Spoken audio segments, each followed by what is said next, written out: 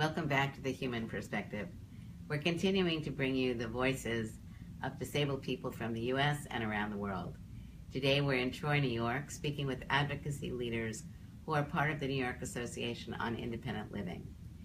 New York State has 41 centers for independent living.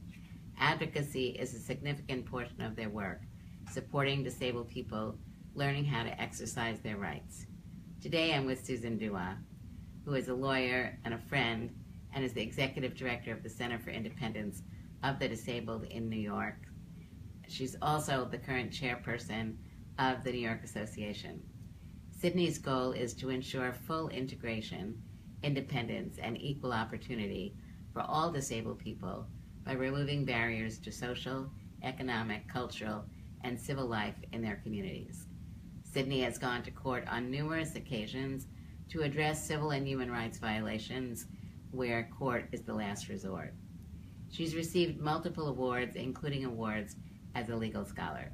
Welcome, Susan. Thank you, Judy. I also want to say that I frequently will call Susan when we have visitors from other countries in New York, because I know she's a great go-to person and is really very willing to pull people together to help people from countries around the world get a better understanding of what independent living is all about. So, Susan, do you have a disability? Yes, I actually have two disabilities. I have lifelong depression, and I also have a traumatic brain injury that I acquired as an adult. I was the daughter of two people with disabilities. My father had hearing and physical disabilities as a result of being wounded during World War II.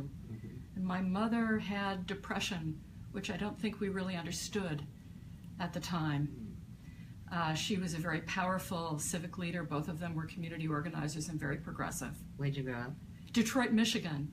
And I remember from an early age sitting at the feet of civil rights leaders who were integrating the city of Detroit, fighting back against police violence, segregated housing, a whole host of issues. And I remember those occasions to this day. How did you get involved with disability? Well, it came upon me. I never really understood my own depression as a political issue.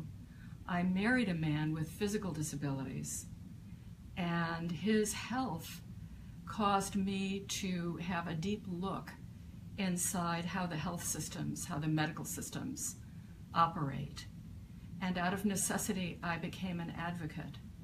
And my eyes, my understanding was opened to the experiences of people across all disabilities that I encountered in the system, and how the system wasn't serving people, wasn't meeting their goals and their needs, and was in fact discriminating quite frequently.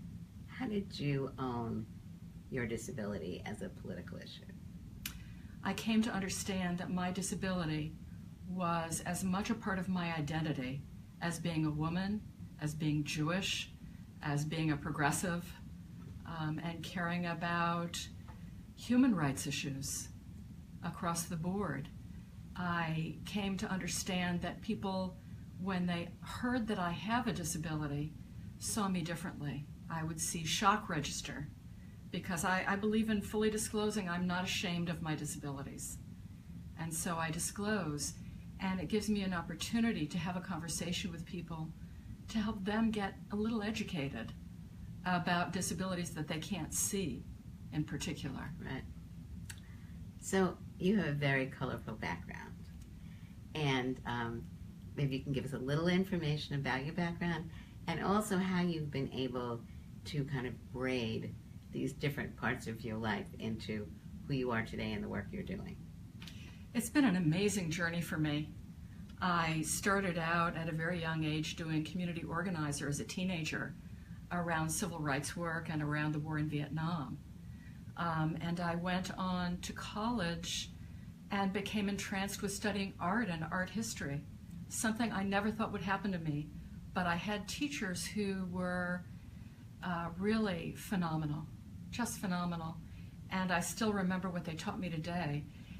They imparted to me a real love of beauty and an understanding that for all of us, we need beauty in our lives. We need dance, We need literature, we need theater, we need the visual arts, we need music to really enjoy the ways in which we're full human beings, and to share with other people art as a bridge between us. And I worked in politics as well for quite a while in New York City government. I worked on seniors issues, I worked on homelessness issues quite a bit, because those are very prominent in New York City where I live.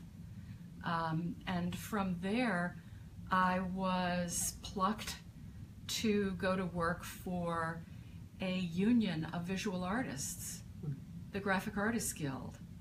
And I helped them develop their first coalition of similarly affected groups, writers, artists, screenwriters, photographers, to work on improving the rights of artists with respect to their own work and their ability to earn income from the work that they do. I became a national union leader and really loved working there. We helped to create the National Writers Union at the time, and that was a wonderful experience. When my husband became terminally ill, I had to make different plans for my life so that we would be able to keep him alive, stay together, and continue to do the work that we loved. So I decided to go to law school. Of course. Because as a woman, I had been in politics a long time. I had encountered a lot of barriers as a woman, where if I said something, it is as if it wasn't really heard until a man said it. Right. We've experienced that. I would be in a room and I would not be visible, or I would be asked the woman question. And I thought that obtaining a credential that would allow me to do public policy work would boost my credibility in the eyes of my colleagues. And to some extent it has done that. It has helped. Although discrimination is persistent in our society based on gender, disability, sexual orientation, race, ethnicity, language. And all the above. And all, absolutely, absolutely. So you've been at Sydney as its director since 2002. Wow. Yeah. So, because our time is becoming short, tell us one thing that you feel proud of that you've been able to do since you've been at Sydney. I feel proud that advocacy is part of everything that everyone does at Sydney. We listen to people and we're collecting their stories and helping them tell their stories. We're analyzing the experiences of the people that we work together with. When people come to us, we're looking at what are the systemic barriers that are affecting them, and we're analyzing them together. We're forming an advocacy network, and we're educating the public through the media and through social media. We're working with the University of New Hampshire to collect data about people with disabilities in our community so that we can show policymakers, lawmakers, that these are not just anecdotal experiences that we're having.